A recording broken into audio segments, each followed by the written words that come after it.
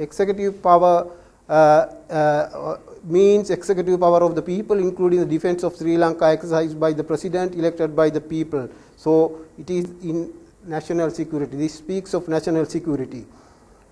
And the president of the republic is the commander-in-chief of the armed forces. It is so anywhere in the world, even in America, the president is the commander-in-chief. In our constitution, it has been mentioned so.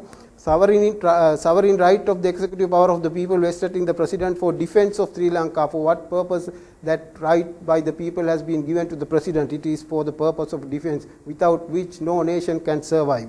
So it is exercised through heads of the army, navy and air force. So the commander of the army, navy, air force, those force commanders are appointed. They are responsible, entirely responsible for the discipline of the army. For that purpose, as a tool, they are given the powers to do a certain different type of judicial system, which cannot be dealt by a civilian setup. So military justice system anywhere, it depends on the national security. This is any constitution, if you analyze, it comes from national security, whether it is US constitution, Australian constitution, you get all the provisions where military forces rest. And there are various code of discipline. In our case, it is the Army Act or other court martial regulations. Any country you have their service code. In our country, it is the Army Act and the Constitution of paramount importance. The supreme document gives the sole power to an army. So on this rests the military justice system.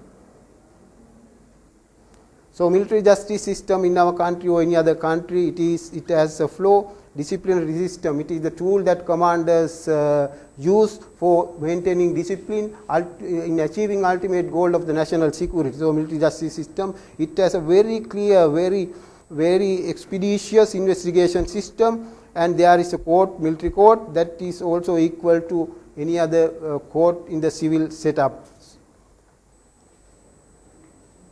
So there are various types of court martial under various jurisdictions. In our country, we have general court martial, the field general court martial and district court martials. So general court martial and district court martial are very common.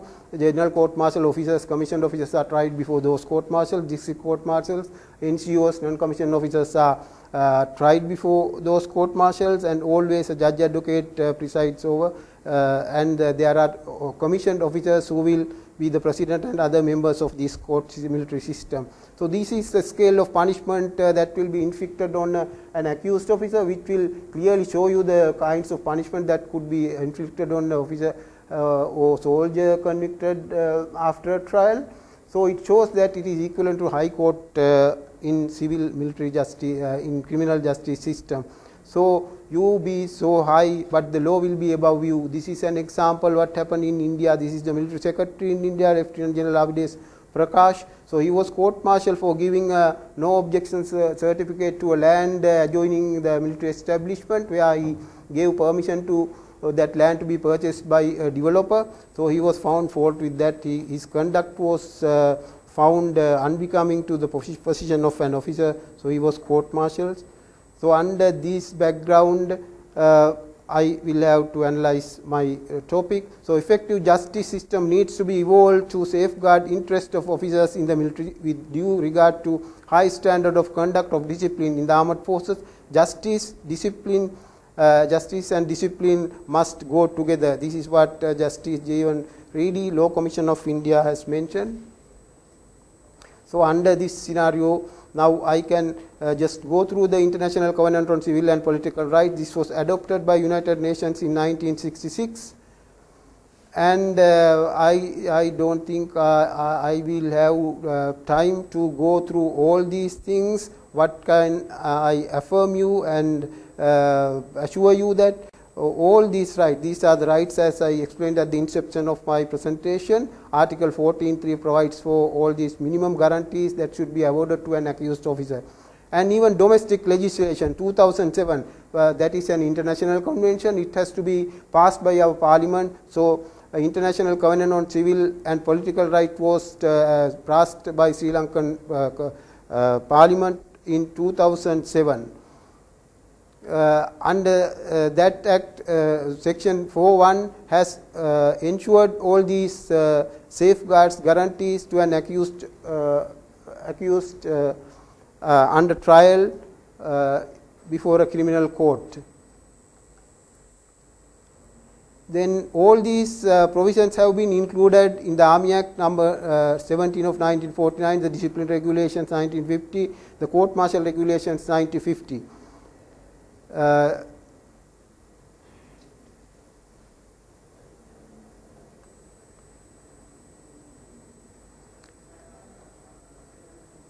These are the comparison I have made. All these provisions, all these guarantees, minimum rights which have been assured in the international ICCPR and also in our domestic legislation have been guaranteed in military justice system. I have compared all these things in my paper and given having more fully described in the paper.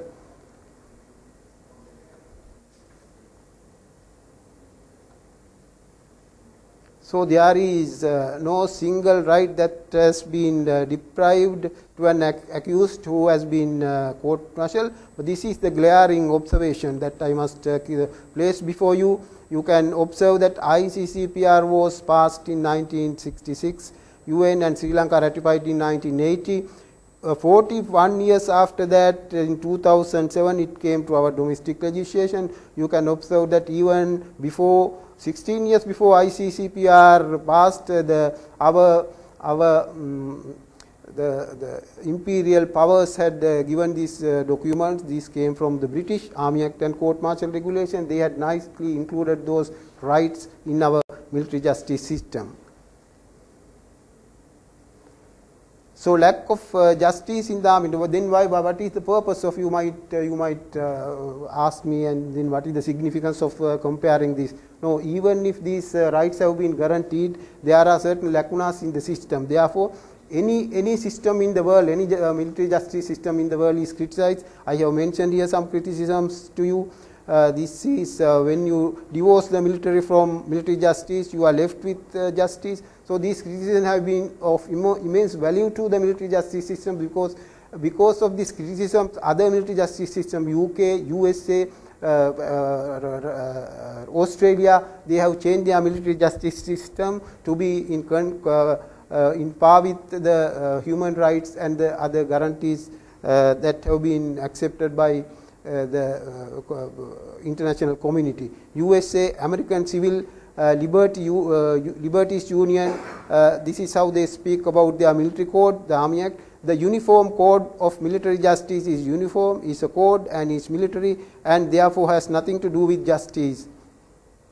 United Kingdom, Findlay versus United Kingdom, a case of Supreme Court of USA. UK court martial system violated the guarantees. This came in European Human Rights Court. UK court martial system violated the guarantees of fair trial contained in Article 6 of the European Convention for the protection of human rights. As a result of this case, entire military justice system of UK was changed to be in consonance with the human rights. A military trial should not have a dual function as an instrument of discipline and as an instrument of justice, but must be rather be an instrument of justice for fulfilling this function. It will also promote justice. This is what India says. Every member of the army is subject to civil and law of the land, as I explained to you at the beginning of my presentation. India Justice Ghashya Prasad, merely by joining the defense forces, the members of such forces do not cease to be citizens of the country. While fundamental rights of the members of the forces may be restricted, they may fully fledged citizens of the country and amenable to the same safeguards as available to the citizens of the country. Therefore, under military justice system also all these human rights have to be protected. Human rights of the military members of the military forces have to be protected.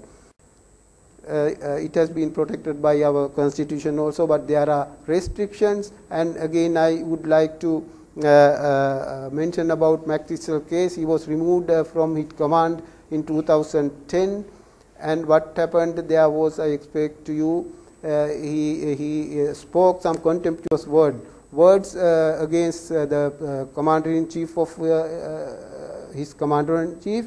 This has been specified in Parker versus Levy, a Supreme Court case, 1974. The general had forgotten it. The fact that the armed forces depend on a command structure that at times must commit men to combat, not only hazarding their lives but ultimately involving the security of the nation itself. Speech that is protected in the civil population may nonetheless undermine the effectiveness of response to command. If it does, it is constitutionally unprotected. This is what happened to him. A good lesson which shows us that military discipline and justice. So Powers report of U.S. Department of Defense Committee on the Uniform Code of Justice, they discussed the matter of discipline. A state of mind, discipline is a state of mind which leads to willingness to obey an order, no matter how unpleasant and dangerous the task to be performed is not a characteristic of a civilian community. Development of this state of mind among soldiers is a command responsibility and a necessity.